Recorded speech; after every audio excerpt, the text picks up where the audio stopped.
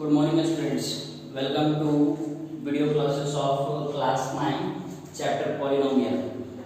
In the previous classes we have already discussed about the factorization of different questions by algebraic identities. Today I am going to explain you factorization of a plus b plus c का whole square related problems. Okay. In the previous classes we have already told you that the formula of a plus b plus c का whole square is a square b square c square 2ab 2bc and 2c। तो सबसे ज़्यादा important क्या है, मैंने पहले भी बताया क्या कि आपको फॉर्मूला में रिमेंबर होने चाहिए। विदाउट फॉर्मूला रिमेंबर के हम लोग क्वेश्चंस को सॉल्व नहीं कर सकते हैं। ठीक है, तो अब क्वेश्चन देखते हैं। एक्सरसाइज 2.5 का ये क्वेश्चन है 5.1 नंबर क्वेश्चन। क्वेश्चन क्या बोल रहा है? 4x square 9y square 16z square 12x square minus 24yz minus 16zx। Nature हमको ये पकड़ना है क्वेश्चन का कि वो किस फॉर्मूले पे बेस्ड है। विदाउट ये सोचे समझे कि ये इस क्वेश्चन कौन से फॉर्मूले पे सेट होगा, आप सॉल्व नहीं कर सकते। मान लीजिए कि ये माइंड में मेरा नहीं आ रहा है कि कौन से फॉर्मूले या आइडेंटिटीज का यूज करके इसको सॉल्व किया जा सकता है, तो आप एक लाइन पे इसको प्रोसीड नहीं कर सकते। तो वन थिंग रिमेंबर रखना है क्या कि सबसे पहले हमको आइडेंटिटीज याद होना चाहिए, फॉर्मूला याद होना चाहिए। ठीक है, मैं बार बार इस वर्ड को स्ट्रेस दे रहा हूँ कि आइडेंटिटीज रिमेंबर होना चाहिए, क्योंकि अलजेब्रिक आइडेंटिटीज में बिना फॉर्मूला का क्वेश्चन सॉल्व नहीं होगा। ठीक है, लेट अस सी 4x square plus 9y square plus 16z x square लिखा हुआ है, तो पहले इसको इस फॉर्म में रिड्यूस करते हैं। 4x स्क्वायर को हम लोग लिख सकते हैं 2x का होल स्क्वायर 3y का whole square plus 16z square है, तो इसको हम लोग 4z का होल स्क्वायर कर सकते हैं। ओके, अभी इसके बाद मेरे पास क्या है, 12xy है माइनस 24yz है एंड माइनस 16zx है। ये इंपॉर्टेंट है, इसको रिड्यूस करना है इसके शर्त में। तो मेरे पास अब फॉर्मूला क्या है, 2ab 2a ये हो गया, b हो गया, ये c हो गया। तो अभी ये देखना नहीं है ऊपर वाले टर्म को, फॉर्मूला के थ्रू हमको 2ab 2bc 2ca इंक्लूड करना है। तो 2ab ab 2x और b का value 3y। Okay, plus from the formula and 2bc। तो अभी देखें क्या कि b का वैल्यू 3y है, c का वैल्यू 4z है, तो 3y इंटू 4z। मगर यहाँ अगर हम लोग इसको मल्टीप्लाई करते हैं 3 2 6 6 4 24yz, मगर यहाँ माइनस का साइन है। इस माइनस प्लस के कैलकुलेशन को सॉल्व करने के लिए आपको क्या करना है, सबसे पहले क्वेश्चन देखिए ये 2bc का लेकर है और ये 2ca का है, दोनों में माइनस लगा हुआ, जिसमें माइनस लगा हुआ उसमें पहले लिख लेंगे, देख लेंगे दोनों में कॉमन मेरे पास चेक करना है कि क्या है। तो यहाँ कॉमन मेरे पास cc है, दोनों में c कॉमन आ रहा है, यहाँ भी bc होता है और यहाँ c होता है, c कॉमन आ रहा है। इसका मतलब c वाले टर्म में हम लोग माइनस का साइन यूज करेंगे। ठीक है, माइनस 4z। तो अब यहाँ ये c होता है, तो यहाँ क्या यूज करेंगे, माइनस का साइन यूज करेंगे। नेक्स्ट आगे प्लस 2c, c का वैल्यू माइनस 4z और a का वैल्यू 2x। ओके, ये काफी आसान है। जहां पर हमको माइनस दिखेगा उसको फॉर्मूला के टर्म में चेंज करके देख लेना है कॉमन आउट क्या हो रहा है, उसी में a b c वाले टर्म में माइनस का साइन या प्लस का साइन जो भी लगाना यूज कर सकते हैं। इसका फॉर्मूला क्या होता है, a plus b plus c, c का वैल्यू माइनस 4z है।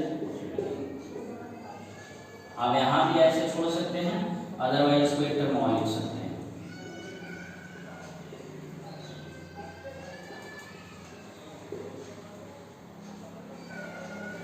यहाँ भी सही है, यहाँ भी सही। ठीक है, मोस्ट कॉमन थिंग्स इसमें ध्यान देने का क्या है, ये साइंबल की यूज करना, जो आपको ट्रिक के थ्रू हो गया। मान लीजिए अगर यहाँ और यहाँ साइंबल होता तो ये यहाँ पे 2ab है, तो देखिए b कॉमन में है, इसका मतलब b वाले में हम लोग क्या करते हैं, माइनस का साइन लगाते और इसको इजी वे में यूज कर सकते थे। ठीक है, तो ये क्वेश्चंस जो है इस टाइप का प्रॉब्लम सिर्फ इस वाले फेज में होता है, अगर प्लस माइनस अगर डिफरेंट दिया हुआ है तो। ठीक है, अभी इसमें इसके बाद क्वेश्चंस को अगर हम देखें क्वेश्चन नंबर 6 को, तो क्वेश्चन नंबर 6 में अगर आप ध्यान दीजिएगा तो वहां सिंपल क्वेश्चन क्या है, एक्सपैंड करना है।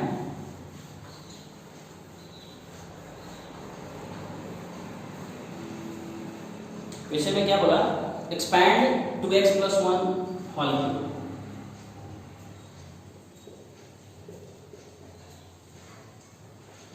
तो another we have a formula a + b का होल क्यूब। ठीक है, तो सिंस a + b का whole cube equal to a³ + b³ + 3ab bracket में a+। ठीक है, तो इसको भी फॉर्मूला पे रिड्यूस करेंगे, चेक करते हैं। ये मेरा a का वैल्यू है, ये b का वैल्यू हो गया। तो देखिए ऑर्डिनरी फॉर्मूला a³ b³ होता है, a³ + b का cube + 3 × a × b and bracket of 2x + 1a + b। तो मैंने सारा फॉर्मूला से रिलेट करके बनाना है, बिना फॉर्मूला रिलेट किए हुए आपका ये क्वेश्चंस बनेगा ही नहीं।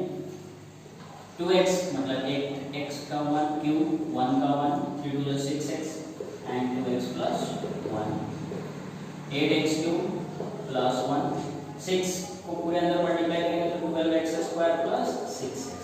ये मेरा 2x + 1 का एक्सपेंडेड फॉर्म हो गया। तो वन थिंग से ध्यान यही देना है क्या कि विदाउट फॉर्मूला क्वेश्चंस सॉल्व करना इम्पॉसिबल है।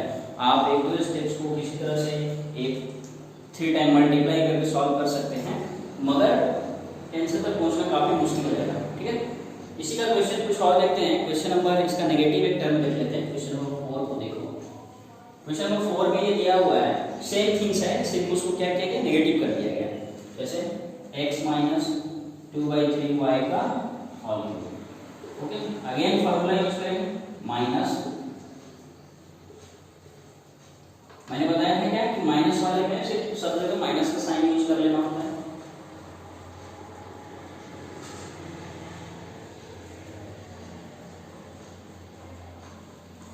x - 2y सॉल्व करते हैं इसको, तो ये देखिए हो गया। इसको सॉल्व करेंगे तो 8 27y³। यहाँ 3 कैंसिल आउट होता है, बट कैंसिल आउट इसको करके सॉल्व नहीं करना है, ये हमको क्या करना है, बाय डिफॉल्ट ओमिट कर लेना है। तो 3 कैंसिल आउट हो गया, 2xy और इनसाइड ब्रैकेट 2 हो गया। आगे क्या करेंगे, इसमें हम लोग एक स्टेप ये सिर्फ इसमें मल्टीप्लाई होगा, दोनों में इसको मल्टीप्लाई करेंगे। x का पावर 3 - 8/27y³ माइनस 2x का x से करेंगे तो x², y as it is plus 2 × 4/3x और y का स्क्वायर। काफी आसान होता है क्वेश्चंस को सॉल्व करना। अलजेब्रिक आइडेंटिटीज अगर आप यूज कर रहे हैं तो काफी आसान हो जाएगा आपको सॉल्व करना। 1 2 3 स्टेप्स में ये सब सॉल्यूशंस होते हैं। मेजर फैक्टर या ध्यान रखने की बात सिर्फ इसमें क्या होती है, वन थिंग्स फॉर्मूला रिमेंबर होना चाहिए। दूसरा फैक्टर क्या होता है कि साइन में कभी भी गलती नहीं हो। प्लस माइनस ये सब के टर्म्स में जो रिलेटेड टर्म्स होते हैं उससे हमें कोई भी प्रॉब्लम नहीं होना चाहिए। माइनस प्लस क्या होगा ये सब का नॉलेज होगा तो आपको क्वेश्चंस इसी वे में सॉल्व होंगे। और ये काफी इंपॉर्टेंट क्वेश्चंस होते हैं जो एग्जाम में पूछते हैं, कंफर्म में आता ही आता क्वेश्चन है इसे। ठीक है, इसके बाद क्वेश्चंस को अगर हम लोग ध्यान दें क्वेश्चन नंबर 7 पर, तो question number 7 in the previous classes 8 classes में भी आप ऐसे क्वेश्चंस को सॉल्व किए हुए हैं बहुत सारे। लेट अस सी।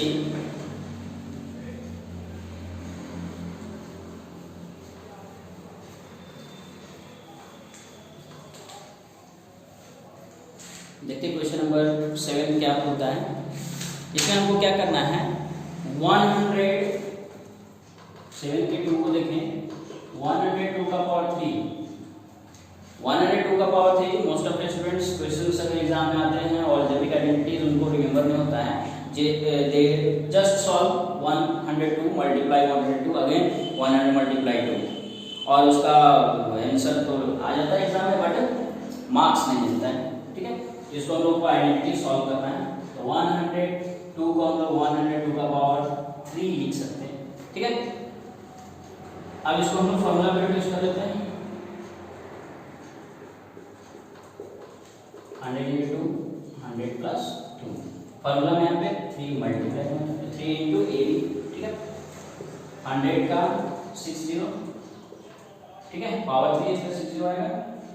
उसके बाद 2 का पावर 3 8, यहाँ हो गया 600 और यहाँ हो गया 100। अब इसको आपको क्या करना, सॉल्व कर लेना है, ये आपका आंसर हो गया। तो बहुत आसान होता है क्वेश्चन को सॉल्व कर लेना बाय आइडेंटिटी या थ्रू आइडेंटिटी। आप बहुत इजी वे में सॉल्व कर सकते हैं क्वेश्चन को। तो आपके एनसीईआरटी बुक में क्वेश्चन नंबर 7 तक अप टू 7 सारे क्वेश्चंस काफ़ी आसान है और इसी वे में सॉल्व करने का क्वेश्चन सब दिया हुआ है, आप उसको सॉल्व कीजिए। कोई प्रॉब्लम होता है तो आप पूछ सकते हैं। अभी यहाँ पे क्या है कि क्वेश्चन नंबर 8 के बाद से different type of identity use होंगे और वहाँ से वेरिफिकेशंस वाले क्वेश्चंस भी इसमें पूछे जाते हैं, ठीक है। और वो एग्जाम में काफ़ी ज़्यादा आता भी है। वेरिफिकेशन बेस्ड अगर क्वेश्चंस को अगर हम लोग देखते हैं तो वेरिफिकेशन इन द सेंस क्या कि आपको आइडेंटिटी का यूज करके ही वेरिफिकेशन करना है, ठीक है। तो नेक्स्ट वीडियोस में हम लोग आइडेंटिटी का यूज करके वेरिफिकेशन से रिलेटेड क्वेश्चंस को सॉल्व करेंगे। उससे पहले आप सारे क्वेश्चंस को सॉल्व कर लेंगे।